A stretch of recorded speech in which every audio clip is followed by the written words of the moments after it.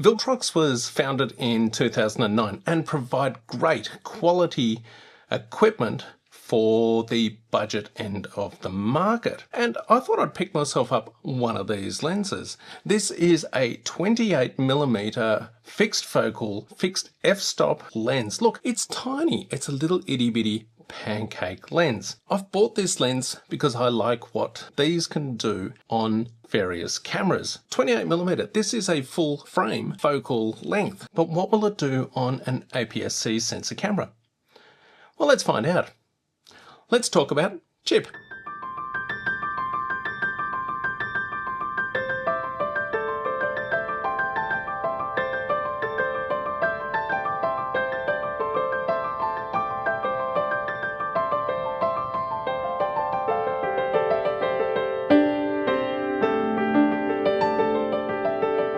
If you're new here, welcome to the channel. I'm Darren and I love APS-C sensor cameras and small compact cameras and what they can do. And of course, fun lenses to put on these cameras really change the dynamics of your digital photography and video. Now, if you're looking to get away from the digital sharpness and the, it's the perfection of modern digital photography, cheaper lenses like this can actually provide you a very cost-effective way of creating a particular look.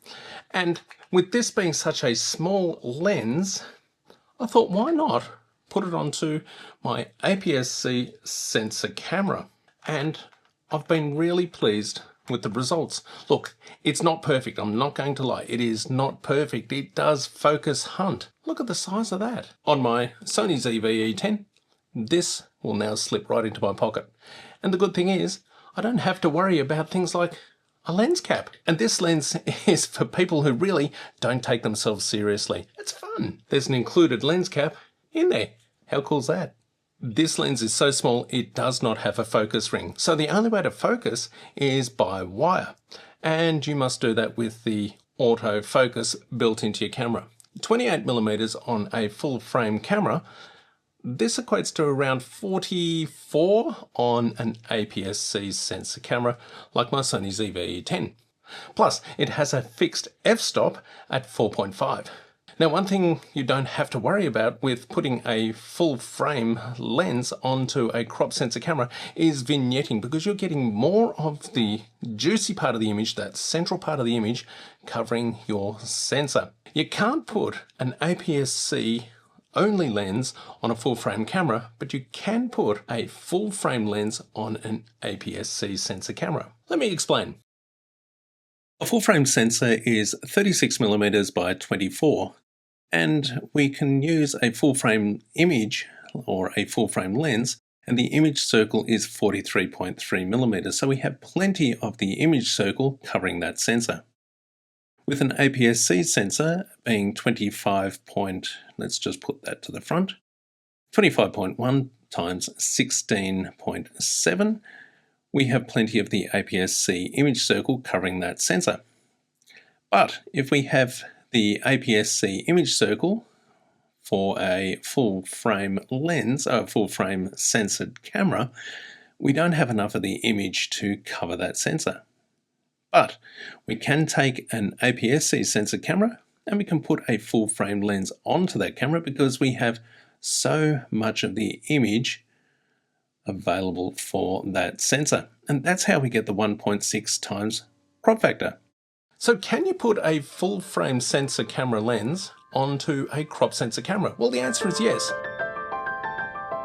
What do we got here today? I've got the Viltrox 28mm.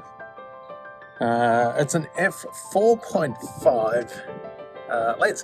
This has autofocus, so if you're looking for a little unobtrusive lens with some really unique characteristics, I'm not going to say it's a fantastic lens, I'm not going to say it's a great lens, but if you want to get away from some of that digital sharpness of your photos and your videos, well, this might be the one for you.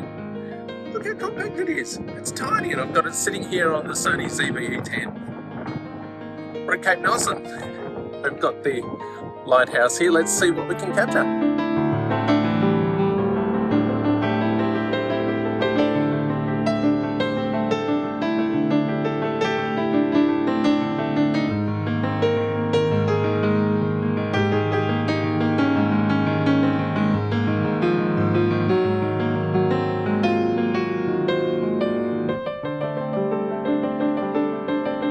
This is Chip,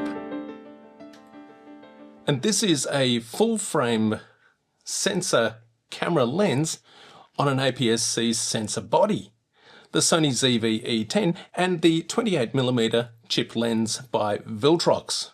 Does it work on an APS-C sensor camera? It sure does, and I love it.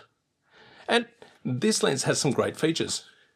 We have a 43.3mm image diameter, and we also have this really nifty included lens cap.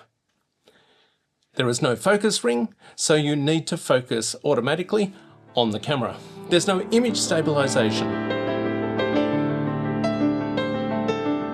Is it a good lens? Yes and yes. It is about the same size as the end cap. Plus, they've been able to fit in a USB-C port there for updating firmware. I haven't seen any updates for this firmware yet, but it's there nonetheless. And with the rear element, it does actually stick out lower than the lens body. So you will need to use the end cap at all times, just to protect the lens. But the front element is hidden behind this nifty little included lens cap cover. But you do need to turn your camera off and then close the lens cap. Similarly, when you turn the camera on, you want to make sure that that lens cap is open. Otherwise, the lens element will crash into that lens cap. And you don't want to damage this lens. After all, this is going to be your new favorite. So what does a 28mm lens do on an APS-C crop sensor camera? Well, we use a multiplier of 1.6, and that gives us a rough equivalent of around 44-45mm if we were using a comparable lens on a full frame camera, because we're taking advantage of the image size that is available in a full frame capable lens.